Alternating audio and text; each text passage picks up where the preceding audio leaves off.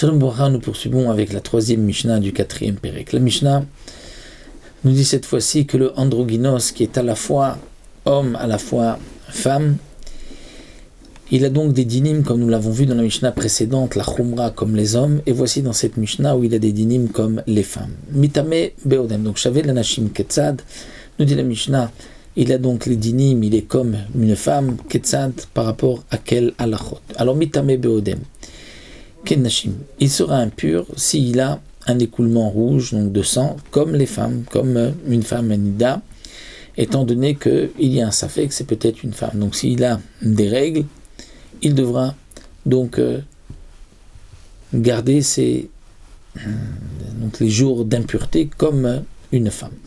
Il ne pourra pas s'isoler avec les hommes comme une femme, puisqu'il est peut-être même, il ne pourra pas s'isoler avec les hommes. Et nous avons vu plus haut qu'il ne peut pas non plus s'isoler avec les femmes, parce que c'est peut-être un homme. Donc il ne s'isole avec personne, ni les hommes, ni les femmes. Il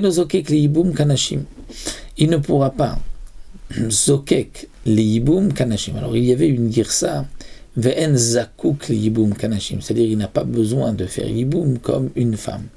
C'est-à-dire que si lui était marié à Réhouven et que Réhouven est mort, si lui est une femme, donc normalement il devrait faire yibum ou khalitza.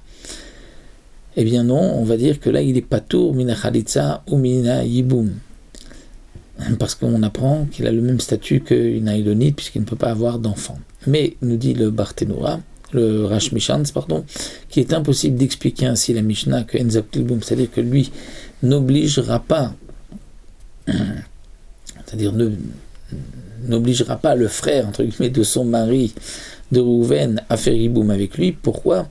Parce que ce n'est pas Kenashim comme les femmes, au contraire. Les femmes, si lui avait le statut d'une femme, il aurait dû faire Yiboum, donc il fallait marquer comme les hommes.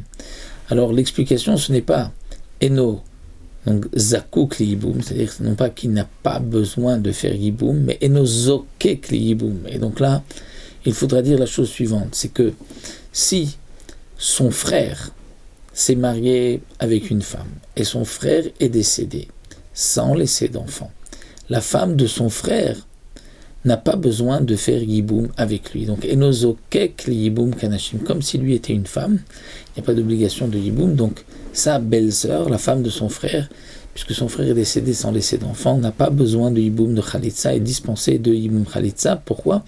Parce que même si lui est considéré comme un homme, le digne d'un cerise, d'un homme qui ne peut pas avoir d'enfant, il est aussi dispensé du yiboum. Donc, c'est ce que nous dit la Mishnah ici. Eno zokek li yiboum kanashim, c'est-à-dire il n'obligera pas la femme de son frère à faire yiboum ou khalitza avec lui, comme si lui était une femme. Veno cholek im abanim, et il ne pourra pas recevoir les biens avec les garçons. Dans la Mishnah précédente, nous avons vu que si quelqu'un est décédé et a laissé peu de biens, on va d'abord donner aux filles pour les nourrir, et ce qui reste sera pour les garçons. Lui ne faisait pas partie des filles, parce que les filles vont lui dire peut-être que tu es un garçon, donc toi tu attendras pour recevoir ton héritage. Mais lorsqu'il y a beaucoup de biens, alors normalement les garçons vont prendre maintenant l'héritage. Eh bien, les garçons ici pourront lui dire non, peut-être que toi tu es une fille, donc tu ne recevras rien. Donc, Enocholek imaban, il ne recevra pas avec les garçons. Mais, bien évidemment, il recevra au moins la quantité des maisonnotes de nourriture, parce qu'il n'est pas, c'est-à-dire mimanafshar. C'est-à-dire si je suis une fille, donnez-moi les maisonnotes. Si j'ai un garçon, je vais prendre plus d'héritage. Donc lui, il donnera au moins comme une fille dans le cas où il y a beaucoup de biens. S'il n'y en a pas beaucoup, les filles lui diront non, toi, tu es peut-être un garçon, donc tu ne prends rien tant que nous, on ne s'est pas servi, on n'a pas tout reçu pour les maisonnotes jusqu'à leur mariage. De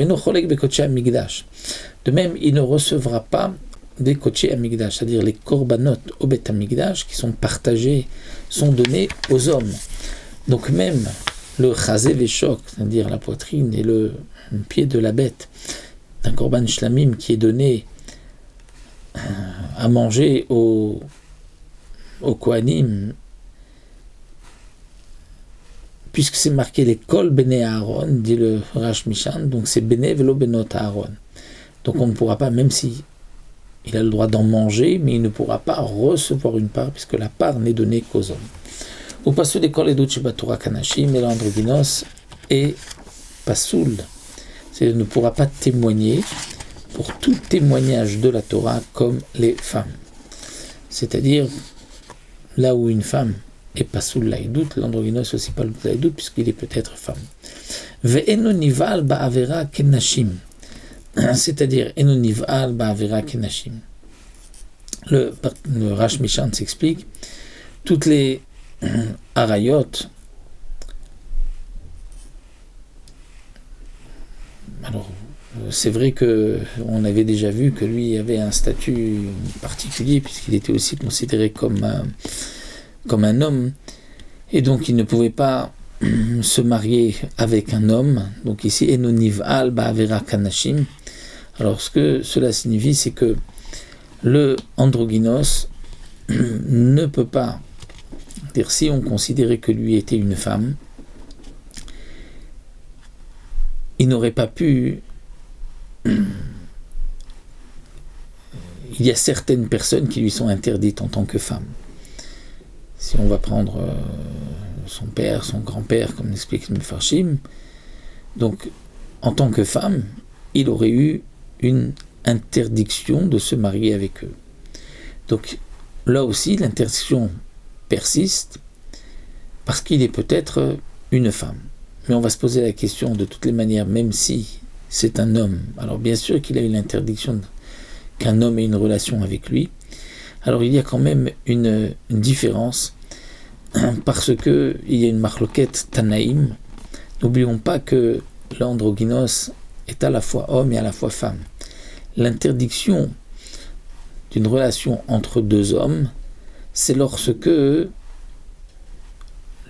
la relation se fait par derrière, alors que si, puisque l'androgynos ici a aussi des simanim femmes, donc s'il y a une relation par le vagin, là, dans ce cas-là, il n'y a pas d'interdiction si c'est un homme, étant donné que ce n'est pas l'interdiction de la Torah, l'interdiction de la Torah pour l'homme, mais par l'anus et non pas par le vagin. Donc ici, il y aurait pu, donc il n'y aurait pas eu d'interdiction si c'est un homme par donc le vagin, mais étant donné qu'il est aussi, il y a une khumra que c'est peut-être une femme, donc il ne pourra pas avoir une relation avec ceux qui lui sont interdits s'il était une femme. Ou pasul minakiuna kanashim, et si quelqu'un, donc si lui est Kohen, et que il y a eu une relation avec lui, une relation interdite, à ce moment-là, il ne pourra plus manger de la terouma. Il est pas sous minakiuna, comme s'il était une femme, puisque une femme, si elle a eu une relation, une femme Kohenette, fille de Kohen, qui a une relation avec un homme qui la rend pas soul, ne peut plus manger de terouma. Donc de même pour l'androgynos, puisqu'il y a quand même cette terouma que c'est peut-être une femme.